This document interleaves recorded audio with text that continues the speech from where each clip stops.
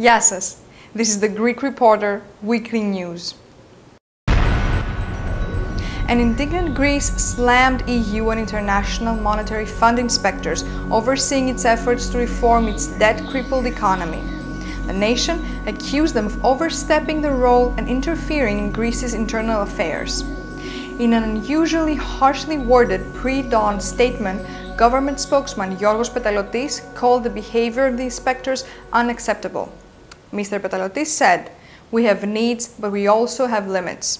We did not negotiate the limits of our dignity with anyone. We take orders only from the Greek people." It was the first time the government has publicly struck back at the IMF and the European Union, which rescued Greece from bankruptcy, but at a price that many Greeks considered too harsh. Papandreou spoke by phone with Dominic Strauss-Kahn to discuss the issues, according to an emailed statement from the Prime Minister's office. 9 people died due to the influenza H1N1, increasing the number of fatalities in Greece to 45. 19 new cases were reported only today, while at the same time 104 Greeks are hospitalized all over the country. Among them, there are 3 children in critical condition. The influenza is expected to reach its peak during the following days, and the Ministry of Health emphasized the need for hygiene, vaccination, and urged patients to receive medication as soon as possible in order to reduce the virus activity. In the US, AOL has agreed to acquire the Huffington Post website for $315 million. The left-leaning website was launched in 2005 by a group led by Arianna Huffington and currently boasts a readership of 25 million unique monthly visitors. Huffington stated, "This is truly a merger of vision and a perfect fit for us. The Huffington Post will continue on the same path we have been on for the last 6 years, though now at a light speed by combining with AOL. Huffington will be president and editor-in-chief of AOL's new Huffington Post Media Group, which will include content from Engadget, TechCrunch, Moviefone, MapQuest, and other sites. The Greek-born, Cambridge-educated author, journalist, politician, and businesswoman set up the Huffington Post in 2005 with Kenneth Lehrer, 2 years after a failed bid to be elected governor of California. And now some interesting news from Hollywood. Sid Ganis, in an exclusive interview with Greek Reporter, talks about the upcoming Oscars and Greece's nomination Dogtooth. The Greek-American was the president of the Academy of Motion Picture Arts and Sciences for 4 years and currently serves as vice president. He owns Out of the Blue Entertainment, a movie production company based out of Sony Pictures Studios. Moving on to Australia.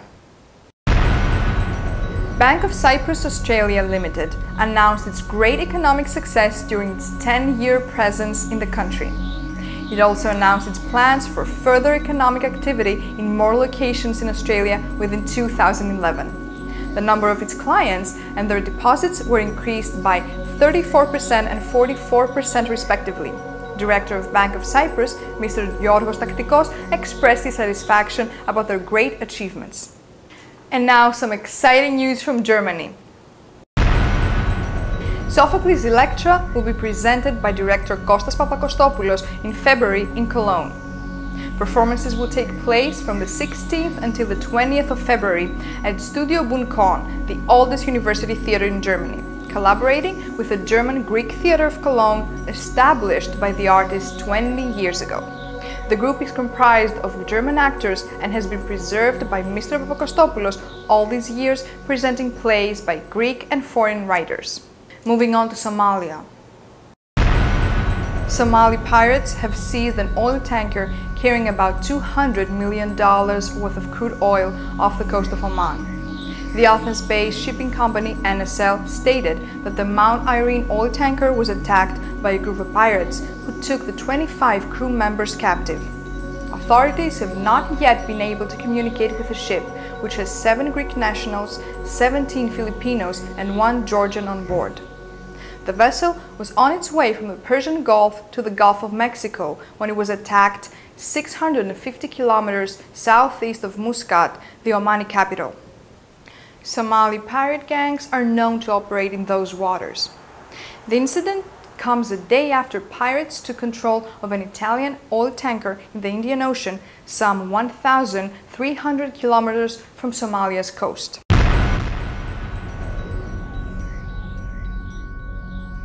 For more news and updates, visit us at GreekReporter.com. And remember, Greeks are everywhere.